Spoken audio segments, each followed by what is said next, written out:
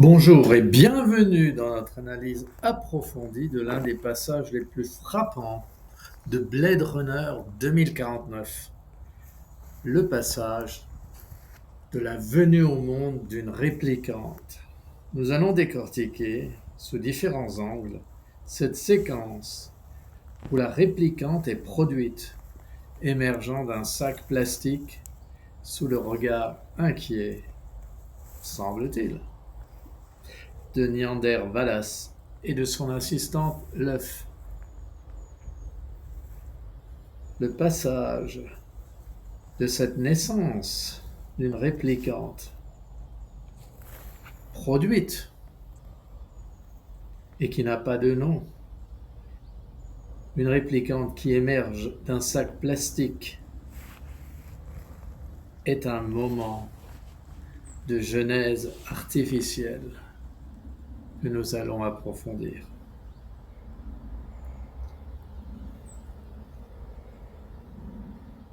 D'abord, intéressons-nous à ce qui semble être une négation de la filiation.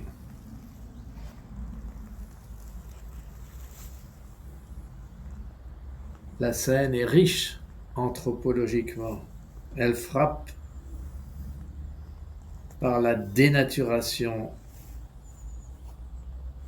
de la naissance. La naissance est fondatrice de toute société humaine. Mais ici, elle est réduite à un processus industriel, stérile. Pourquoi? D'abord, il y a absence de filiation et de parenté. La réplicante produite n'est pas intégrée dans un lignage. Elle est un produit, un artefact, une pure production. Le sac, une sorte de sac amniotique, plastique,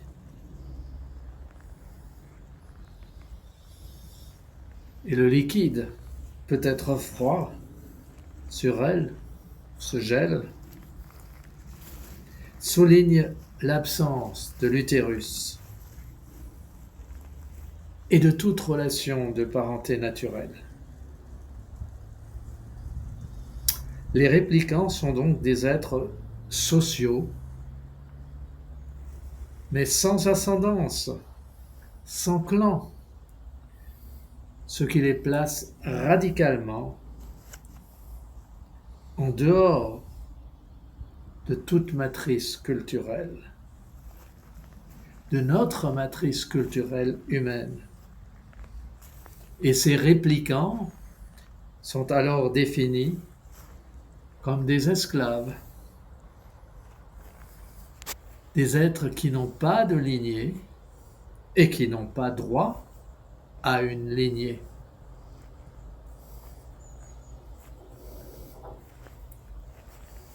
Ensuite, regardons en quoi une frontière de l'humanité se dessine ici.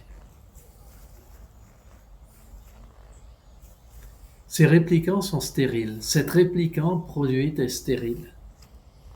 Le regret de son producteur, Neander Valas, son regret de ne pouvoir conférer la reproduction aux réplicants, est une reconnaissance, mais très involontaire, du fait que la capacité de se multiplier est une condition suprême, une condition anthropologique suprême de l'humanité.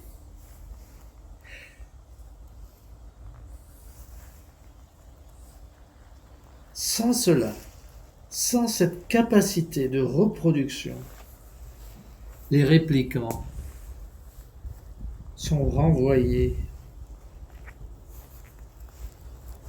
au statut d'espèce stérile, confinée à l'existence solitaire et à l'extinction programmée, échouant ainsi à fonder une société autonome.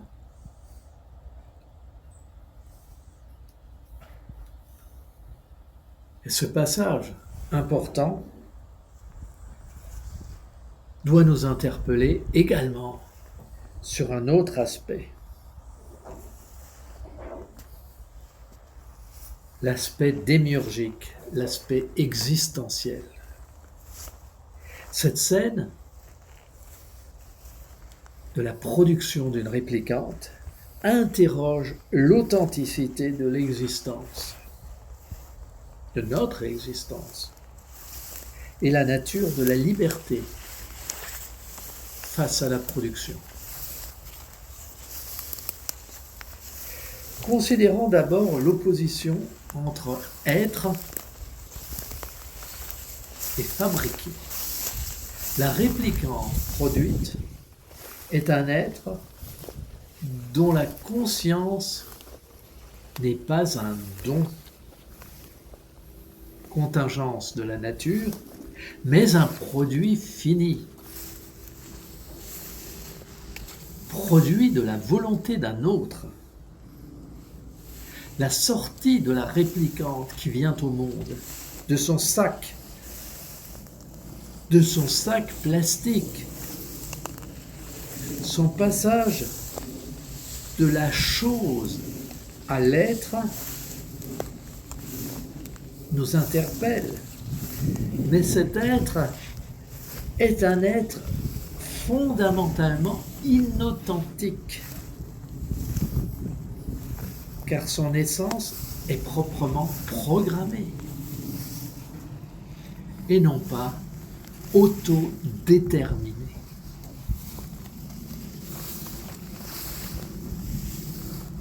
On peut ici voir le rôle d'un démiurge à l'œuvre, non pas d'un dieu, mais d'un démiurge.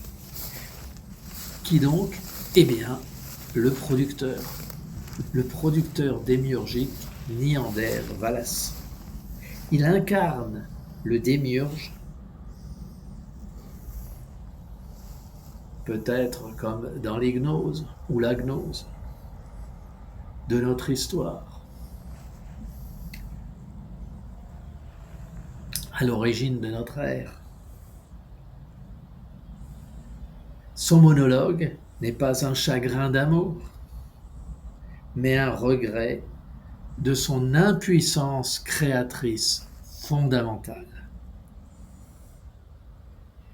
Il en vient à détruire sa production, à détruire la réplicante qui vient de venir au monde.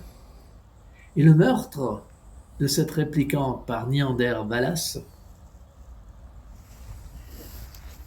de cette réplicante sans nom, est un acte de domination absolue, mais aussi de mépris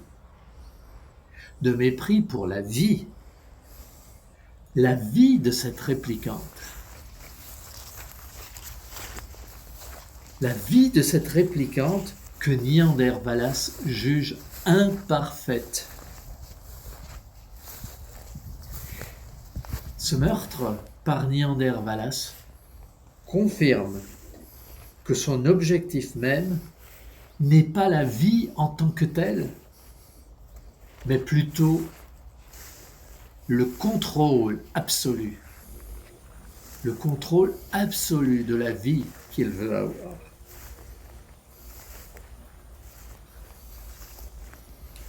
Qu'il veut mettre en œuvre, contrôle auquel il ne parvient pas. Il n'est pas en mesure de produire une réplicante ayant la faculté de se reproduire. Ici, il faut dire aussi que l'on peut approfondir la question du maître et de l'esclave. La première interaction de la réplicante produite est une soumission muette et totale. Elle est produite pour servir.